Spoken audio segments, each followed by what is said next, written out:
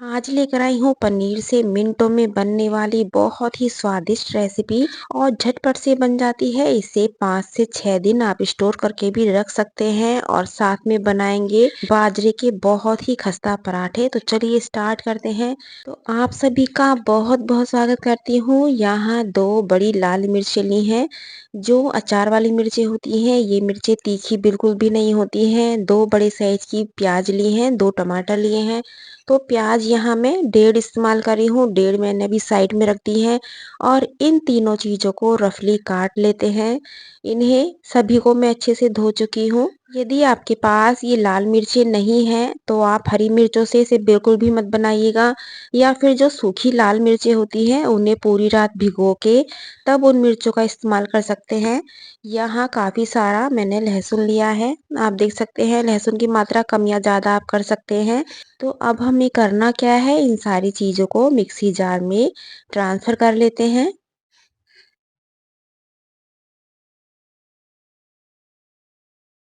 और इसमें लेने हैं कुछ मसाले जैसे जीरा, हल्दी, मिर्च, धनिया और कश्मीरी लाल मिर्च, और इन सभी को पानी डाल के पीस लेते हैं।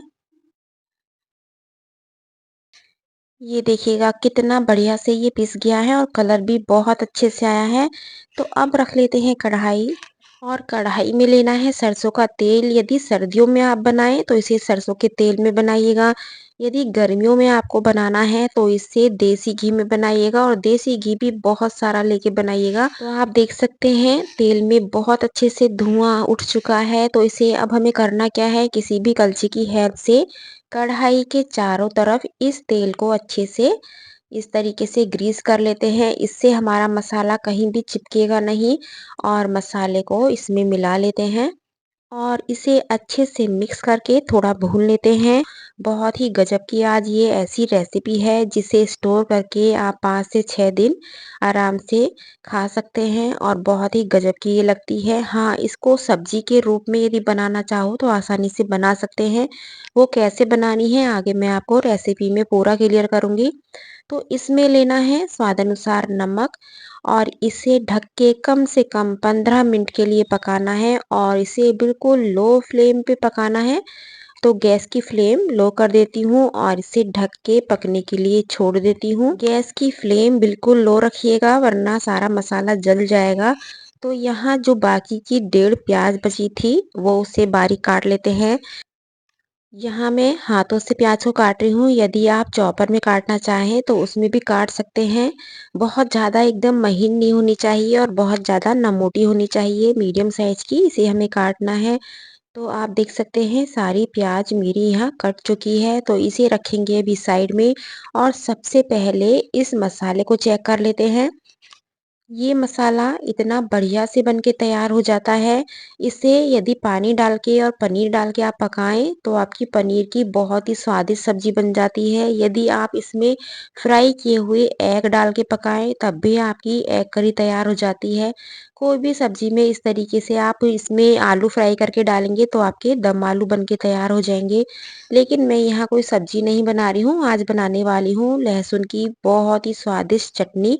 तो इसमें आप या तो अमचूर डाल सकते हैं, आधा नींबू का रस डाल सकते हैं, या फिर 1 कलछी भर के ताज़ा दही डाल सकते हैं। तीनों में से कोई भी चीज़ आप चटनी के लिए यूज़ कीजिएगा।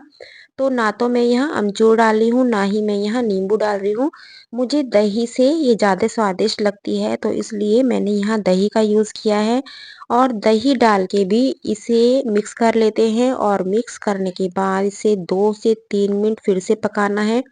और आप देखिएगा कितनी गजब की ये लहसुन प्याज की चटनी बनके तैयार हो जाती है।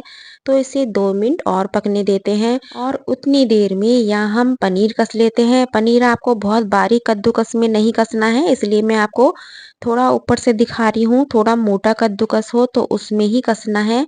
तो यहाँ पनीर भी मेरा कस चुका है। जो प्याज काटी थी सारी प्याज को इसमें मिला लेते हैं। यहाँ 250 ग्राम में 2 मीडियम साइज की प्याज ली हैं। 3 से 4 बारीक कटी हुई हरी मिर्चें, बारीक कटा हुआ हरा धनिया, आप चाहो तो ग्रेट किया हुआ अदरक भी इसमें मिला सकते हैं। इसमें लेंगे स्वाद अनुसार नमक, लाल मिर्च पाउडर, थोड़ा सा धनिया पाउडर और यहाँ भुने हुए हींग जीरे का हल्का सा पाउडर लिया है। बहुत ज़्यादा है मिर्च मसालों का इसमें यूज़ नहीं करना है और इसे हल्के हाथों से ही मिक्स कर लेते हैं। इसे बनाते टाइम आप ध्यान रखिएगा कि पनीर आपका बहुत पानी में भीगा हुआ नहीं होना चाहिए, थोड़ा-सा सूखा हुआ होना चाहिए, तो इसकी स्टफिंग आपकी बहुत बढ़िया से तैयार होगी। तो आपको मैं हाथों में लेके अभी दबा के दिखाऊँगी तो उससे आपको आइडिया हो जाएगा।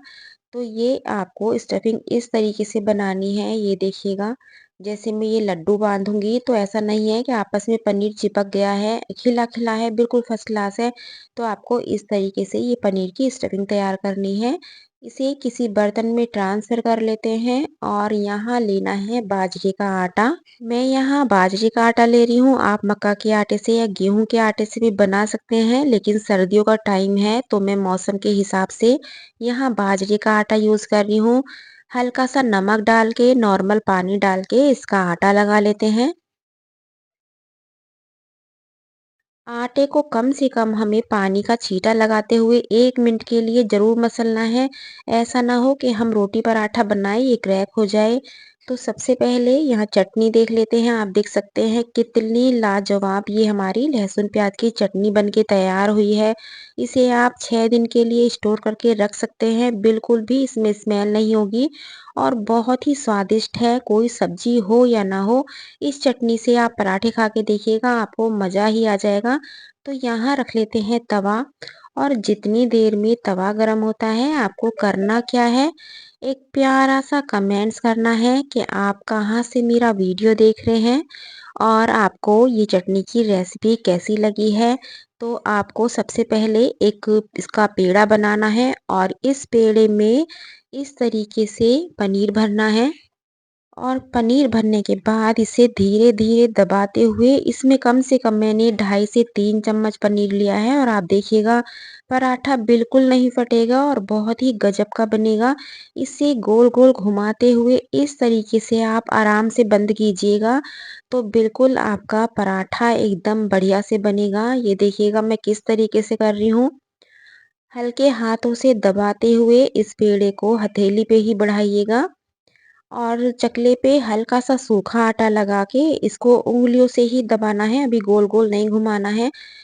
ये देखिएगा इस तरीके से सूखा आटा लगाऊँगी, नीचे भी और उँगलियों पे भी, तब इसको हल्का सा दबाते हुए हमें इसका साइज़ बढ़ाना है, एकदम घुमाना नहीं है। हल्के-हल्के हाथों से जब लगे कि घूम रहा है आराम से तब घुमाइएगा, वरना इस तरीके से दबाते हुए आप इसे बना सकते हैं।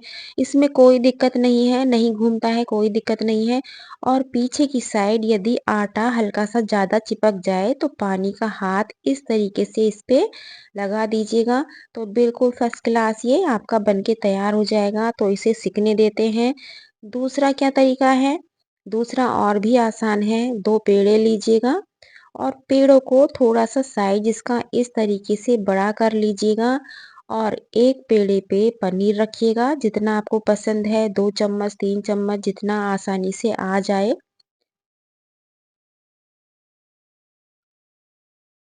यहाँ मैं पनीर के बना रही हूँ, आप इस तरीके से आलू के, गोभी के, मूली के, जो भी पसंद हो चीज़ वो आप स्टफ़ कर सकते हैं इसमें।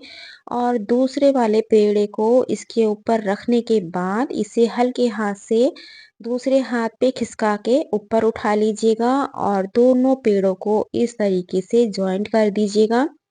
ताकि स्टफिंग बाहर ना निकले, क्योंकि कहीं से भी किनारा यदि खुला रह गया और जिस टाइम हम इसे तवे पे सेकेंगे तो घी अंदर भर जाएगा, फिर उतनी मज़ेदारी नहीं आएगी। तो इस पे भी सूखा आटा लगा के हाथों से इस तरीके से दबाइएगा और इसे भी गोल-गोल थोड़ा घुमा दीजिएगा, तो ये बढ़िया से आपका। और यदि नहीं भी होता है तो बहुत हल्के हाथों से इसे बेलन से भी आप बेल सकते हैं। ये देखिएगा मैं किस तरीके से बेल रही हूँ।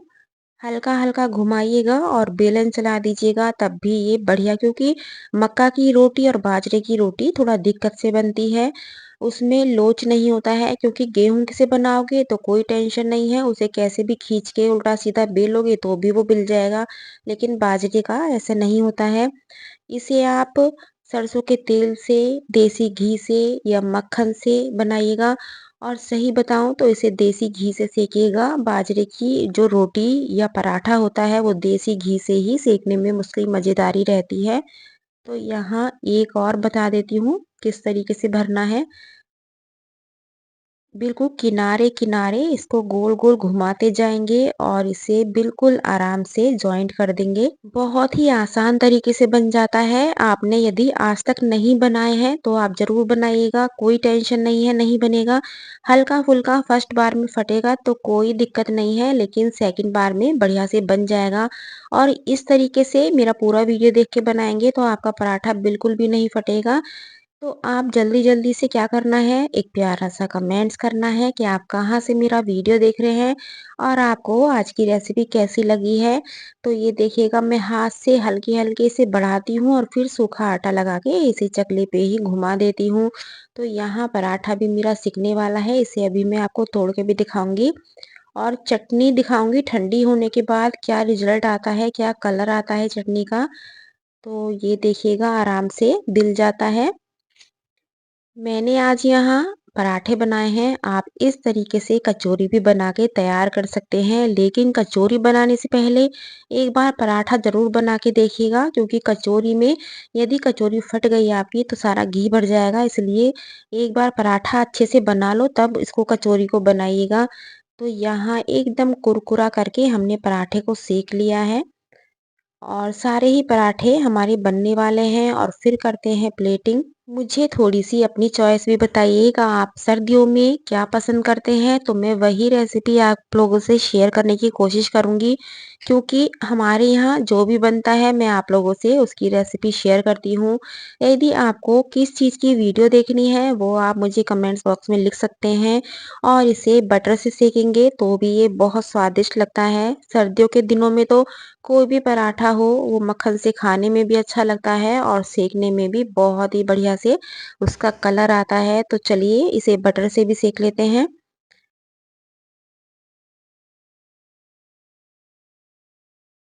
एक पराठा मैं आपको इस तरीके से तोड़ के भी दिखाती हूँ तो थोड़ा-सा आपको आइडिया हो जाएगा कितना फर्स्ट क्लास बना हुआ है। काफ़ी गरम है तो मैं कलछी से थोड़ा, ये देखिएगा कितना एकदम सारे में स्टफिंग लगी हुई है, ऐसा नहीं है कहीं पनीर है और कहीं नहीं है। तो चलिए अब कर लेते हैं प्लेटिंग। तो यहाँ गरमा-गरम बाजरा और पनीर के पराठे आ चुके हैं और साथ में चटनी आप देखिएगा। इसे 6 से 7 दिन आप स्टोर करके रख सकते हैं। यदि बच जाए तो उसमें, मान लीजिएगा आपने चटनी बनाई और किसी को नहीं अच्छी लगी या बच गई, तो आपको करना क्या है, इसी में पानी डाल के इसमें पनीर के पीस डाल दीजिएगा या आलू फ्राई करके डाल दीजिएगा, या अंडा खाते हैं तो अंडे को उबाल के उसे फ्राई करके डाल दीजिएगा। कैसे भी इसको मैनेज कर सकते हैं। और ये पराठा आप देखिएगा, इससे ज़्यादा आप सर्दियों में क्या ब्रेकफ़ास्ट करेंगे, क्योंकि भरी सर्दियाँ हों और इस तरीके से ब्रेकफ़ास्ट मिल जाए तो फिर कुछ भी खाने का मन होता ही नहीं है। पूरे दिन के लिए आप फिट हो जाएँगे। तो रेसिपी पसंद आई है तो लाइक शेयर करना बिल्कुल मत भूलिएगा। कल फिर मिलती हूँ एक नई रेसिपी के साथ। Thank you.